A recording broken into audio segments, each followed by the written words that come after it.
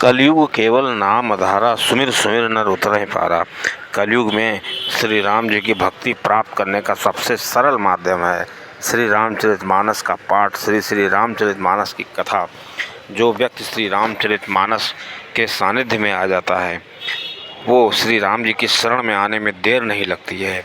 लेकिन सबसे बड़ा संकट ये है कि श्री राम जी या श्री राम जी की कथा को जानने में बहुत सी बाधाएं आ जाती हैं। जब भी व्यक्ति श्री राम जी के चरणों में जाना चाहता है तो बाधाएं अपने आप से आ जाती हैं। ऐसा क्यों होता है? क्योंकि हमारे अंदर श्रद्धा नहीं होती है।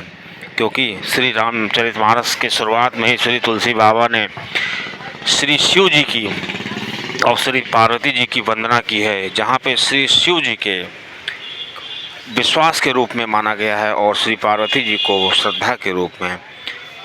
दूसरे श्लोक में ऐसा किया उन्होंने, और पहले श्लोक में उन्होंने गणेश जी और सरस्वती जी की वंदना की है। क्योंकि गणेश जी जो होते हैं वो बुद्धि को हम कैसे रिप्रेजेंट करेंगे उसकी कला देते हैं, और वाणी में जो शक्ति आती है वो श्री सरस्वती जी की वजह से आती है। इसी प्रकार श्री तुलसी जी ने तीसरे श्लोक में श्री शिव जी को गुरु के रूप में माना है। तो श्री शिव जी जो है विश्वास के प्रतीक हैं।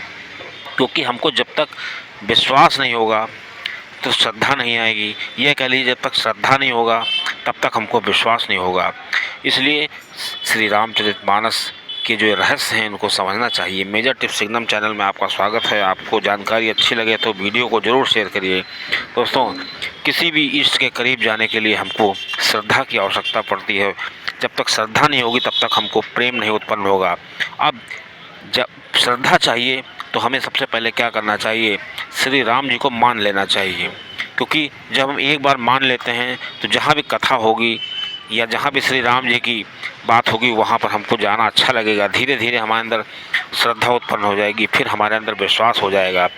और श्री राम जी का जो सानिध्य है वो किसको नहीं प्राप्त होता है? श्री तुलसीदास जी कहते हैं श्री रामचरितमानस में, जे श्रद्धा संबल रहित नहीं संतन कर साथ, तिन कहु मानस अगम अति जिन्ह न प्रिय रघुनाथ।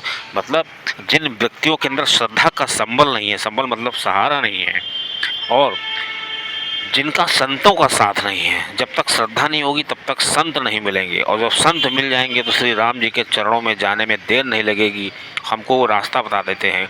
क्योंकि श्री कबीरदास ने भी कहा है, गुरु गोविंद दो खड़े काके लागो पाए, बलिहारी गुरु आपनो गोविंद दियो बताए। इसका मतलब श्री तुलसीदास जी कहते हैं कि जो गुरु होते हैं वो हमको आसानी से रास्ता बता देते हैं श्री राम तक के जाने का। इसलिए हमें उनकी बलिहारी हमको प्रणाम करना चाहिए। दोस्तों, श्रद्धा से हमको प्रेम उत्पन्न होता है, और जब प्रेम होगा तो हमको विश्वास हो जाएगा। और इसी तरह धीरे धीरे क्या होगा कि हम पूरी तरीके से अपने आप को श्री राम जी को समर्पित कर देंगे, भक्ति में समर्पित कर देंगे।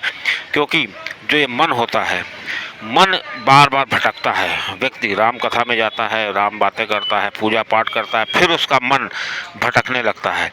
तो ये मन भटकता क्यों? क्योंकि मन जब पूरी तरीके से राम में, परमात्मा में लग जाएगा तो हमारा मन कभी भी विषयों में नहीं जाएगा। काम क्रोध लोभ मोह जो हैं वो हमसे कोसों दूर भागेंगे, क्योंकि हमारा मन पूरी तरीके से श्री राम जी के चरणों में होगा। क्योंकि श्री उद्धव जी जब गोपियों को समझाते हैं तो वो गोपियाँ यही कहती है कि मेरे पास 10-20 मन तो है नहीं, एक मन था वो मैंने श्री कृष्ण जी को दे दिया। अब हम किसको, मतलब आपके जो इष्ट हैं, ब्रह्म हैं, उनको कैसे उपासना करें? क्योंकि एक ही मन था। वो जब हाल हो जाता है तब भगवान जी की प्राप्ति हो जाती है।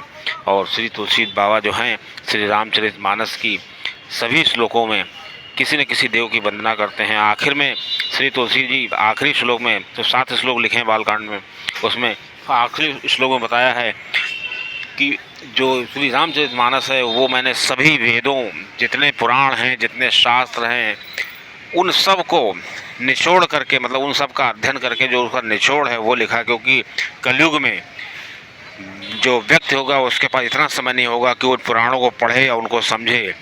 तो इस वजह से श्री तुलसी जी ने श्री शिव जी की प्रेरणा से श्री रामचरितमानस में इतनी अच्छी